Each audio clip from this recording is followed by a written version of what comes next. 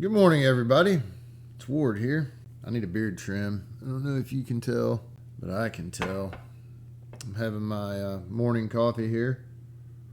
It's so delicious. I was been toiling on what to talk about with my story time, and this morning it all came to me exactly what I should do. Because you see, yesterday I made a Instagram post and on my Facebook as well about a book that I had purchased.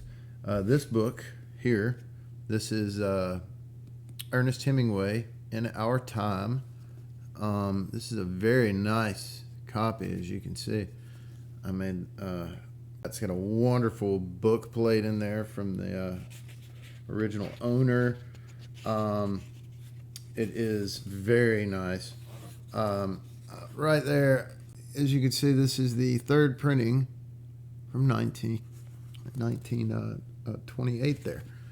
So this is my favorite Ernest Hemingway book. But anyway, I posted a picture of it yesterday, and nobody really cared, is the thing.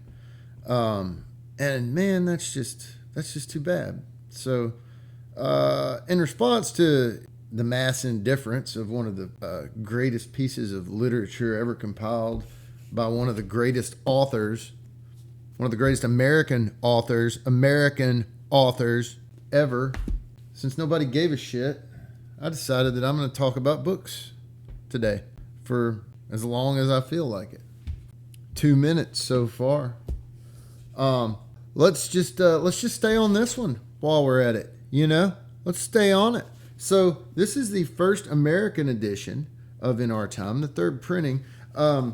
This was published by Boni and Liveright, and I don't know much about Boni, but this Horace Liveright guy, he was something. He wasn't like a big, he wasn't a really good publisher, but he did have a publishing deal there with Ernest Hemingway, and he only did one printing of this, and Hemingway wasn't really happy with his deal with Horace Liveright. And the first printing of this, American printing, there was actually another printing, a much shorter, abridged printing of this book released in Paris. There was like 120 copies or something. Very few of those are around there, and they're like $65,000. You got to have Cody Jinks money to be buying the true first edition of In Our Time. They're just, like literally, there's 65,000. But these aren't. This one was really reasonable. I got it really, really cheap considering what it is. Anyway, so Ernest Hemingway, he wasn't really happy with Horace Liveright, and he was talking to his friend F. Scott Fitzgerald. They were talking about some shit, and Hemingway was like, "Man, I don't really fucking like being over there with Horace Liveright."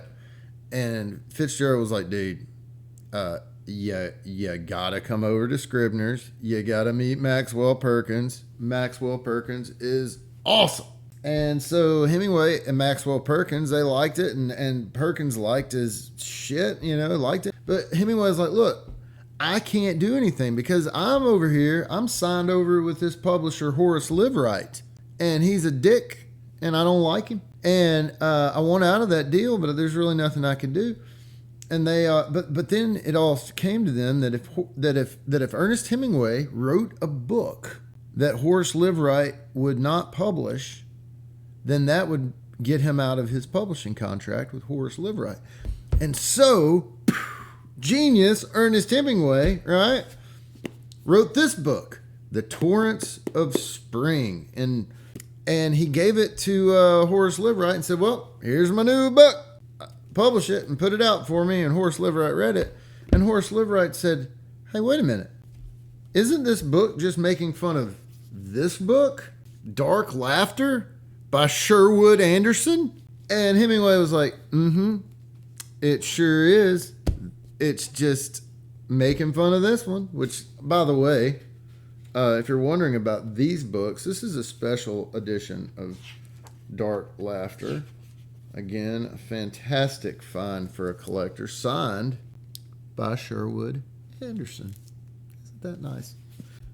This is actually a 1930 printing. I used to have a 1926 printing of this one, and it was dope as fuck. But I had to sell it when I got divorced because I needed the money. But anyway, I did come around to this one, which is identical, except on the true first edition, it says 1926 right there. But anyway, so Horace Liverite would not publish Torrents of Spring because it was making fun of one of his other authors that was signed at, check it out, Boni and Liverite. Horace was not going to allow that. So Hemingway threw those deuces and went over to Charlie Scribner and Maxwell Perkins, who worked at Charles Scribner's, and released this book, The Torrents of Spring. Now, how wonderful is that? And neither one of those books are his better known books. The book that came out after The Torrents of Spring was Hemingway's breakout book. I don't have a first edition of that. I was just talking to my girlfriend this morning. It's the only one I don't have a reprint of it. This is The Sun Also Rises, which originally came out in late 1926. Isn't that great? Now, I did say earlier that In Our Time is my favorite of the Hemingway books. And while that is true, it is highly debatable because also the Old Man in the Sea is one that I love. Now, I'm going to remove the dust jacket from this one because this is not the dust jacket that came with this book. It's one I put on there just to protect the book. It is the Old Man in the Sea there, as you can see. I don't have a dust jacket for this one, which is pretty stained. Again, I used to have a better one, but whatever. You know how it is. But this is actually a true first edition of The Old Man in the Sea. And now the reason you can tell that it's a true first edition of The Old Man and the Sea is because, as you can see here, this is what's called the title page. Now, there is 1952 right there by my finger. Now, what makes this a true first edition, how you can tell this is a true first edition, is it has two things. This is called the copyright page. Now, on the copyright page of this book, there are two things that are in no other printings other than the first edition and first printing. One of them is that little A right there. The collector knows that's the Scribner's A, and that's a happy thing to find if you are a collector of Scribner's books. That A means first edition, first printing, baby. And it also has the seal because on the first book club edition, there's also an A, but there's no seal. So that's how you can tell. Now, on other printings of The Old Man in the Sea, such as this one that I just picked up, you go to, like, this is the 1953 printing of that, and this is the original dust jacket for this book. But as you can see, you got the seal, but you don't got the A, baby. So, and that's like the difference, like as far as value. I mean, this is the one. This is the one everybody wants. They'd probably want one that doesn't have stains on it like that, but this is what I have. And if I did have a dust jacket for this one, it would look exactly like this one, except that instead of the black print here, it would be like olive colored print. Anyway, that's the 1953. Oh, and one fun thing about United Kingdom, they have their own publishers for their own printings of their own books. And so I don't know how those deals work, but it's Jonathan Cape in the United Kingdom. And we got quite a bit of fading on the spine of this. But this is a first edition, first printing of the UK edition. And they're just pretty straight up. They just say first published. And any subsequent printings would be, second printing, third printing, or any impression changes. So that's a little bit about that. And I did also tag along this first edition of Across the River and Into the Trees, which nobody really likes. Well, the critics didn't like. They all said he was finished, which is awesome because, this came out in 1950. Guess what came out in 1952? The biggest book he ever had, one of the greatest books. My friend Pat Alger said that, and I love Pat's take on it. He said that's probably the best 120 pages of literature ever written. I couldn't agree more. But anyway, you see that A? You see that seal? That's how you know it's the first, baby. I do want to tell you about this one. This is the earliest thing of any Hemingway thing I have. And it's only got a poem by Hemingway in it. And I'm not even going to flip through. You know what? Maybe I should. As you can see, actually, you just read it yourself. Hit pause. Fuck you. There you go. Isn't that nice? Anyway, that's my earliest book with anything Hemingway in it. 1924 is when this was printed. And this is a second printing of that. I'll tell you one more thing about Hemingway. He had a buddy named John Dos Passos, and they had a falling out because this guy named Jose Robles was murdered. I don't know exactly what all happened that, but there's actually a book about it. But it basically it was during the Spanish Civil War, and Hemingway and Dos Passos disagreed over the politics behind the murder of this man, and Hemingway told Dos Passos he shouldn't report on it, and that really offended John Dos Passos and essentially ended their friendship over the murder of this, I think it was a loyalist, Jose Robles. But anyway, I was in Bozeman, Montana one time, like 2 summers ago with my kids, and we were in a thrift store, and I found this in the thrift store, and I opened it up, and what do you know? Boom. Signed by John Dos Passos himself. Which is to say also that I do have other books that aren't just Ernest Hemingway and aren't just about Ernest Hemingway. I already showed you the Sherwood Anderson. I've got a nice Louis L'Amour here, Jubal Sackett, signed by Louis L'Amour. That's a really nice one. This one is Beau Geste by Percival Christopher Wren.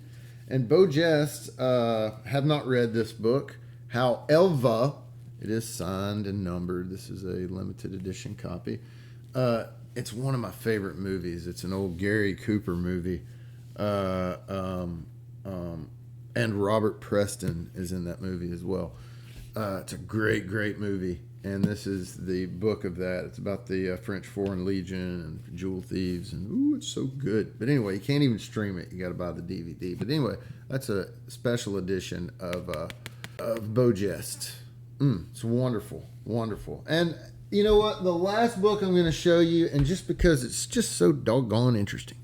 When I was a kid, my grandmother gave me actually, I think when she died, I inherited some books that she had that were there was a 4-volume collection of Abraham Lincoln, The War Years by Carl Sandburg. And I think this won like the Pulitzer Prize and all kinds of shit. So anyway, but Carl Sandburg, he signed a lot of autographs, or he signed a lot of books, but he didn't inscribe a lot. Like if he inscribed something, that meant that he knew the person, like it was an actual someone he knew. And so this was signed by Carl Sandburg right there, beep, beep, beep, beep. And it was made out to this guy Truman Smith with salutations and affectionate regard. So but that's just volume 1 of it, and I don't anyway, so that guy Truman Smith, like, let me tell you about this guy.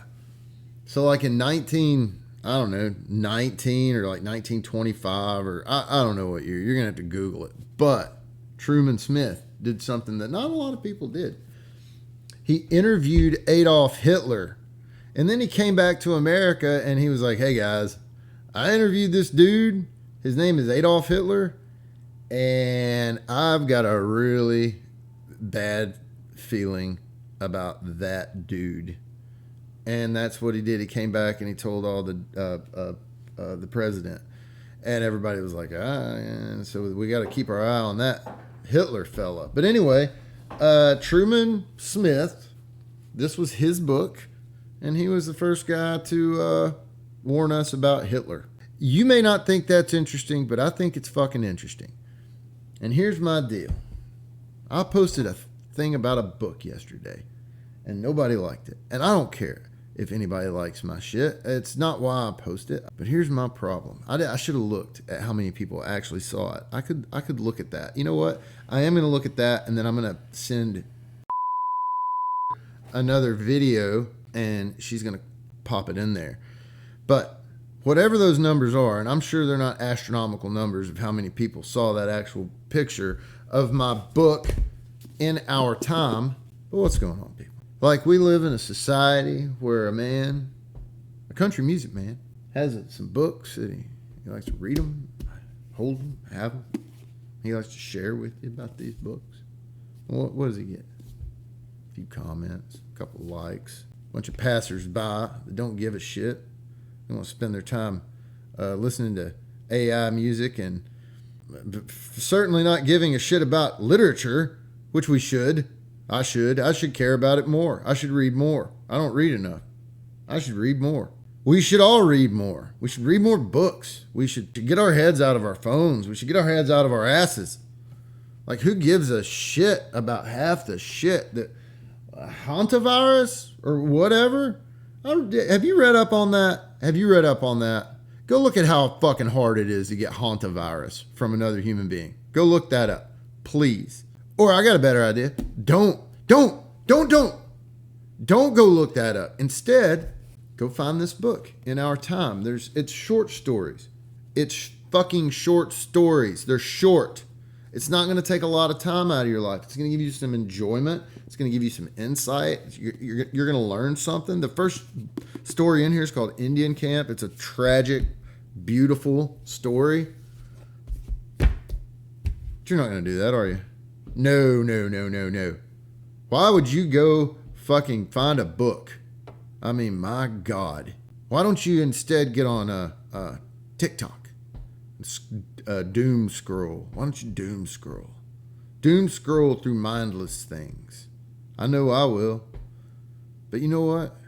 Today, I'm going to do a little reading. And I hope you do too. And anyway, I keep saying anyway, which is not a very literary thing to do. I should read more. I sound like oh my God. Our language. We've lost our fucking language. You know what? I'm going to see how long it takes me to find a fucking word. That's what I'm going to do. I'm going to read right now. You fucking assholes. This is what I'm going to do. This is what I'm going to do. Here we go. Page 81.